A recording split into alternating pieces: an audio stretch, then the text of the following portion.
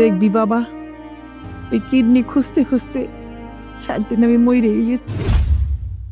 না মা, আপনার আমি কিচ্ছু হতে দিব না।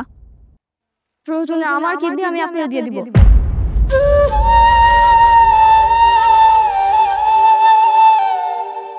না, এই চরিত্রহীনার কিডনি আমি আমার মার শরীরে ট্রান্সফার করায়া আমার মার এই পবিত্র শরীর অপবিত্র বানাইতে চাই না।